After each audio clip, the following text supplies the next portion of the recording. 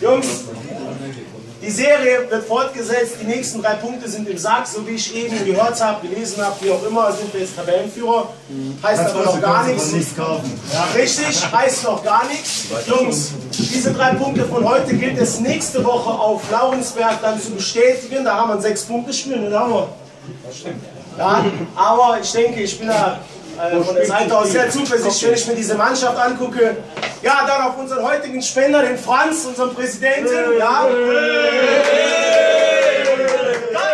Dann auf unseren Debütanten, den Max, mit seinem ersten Tor.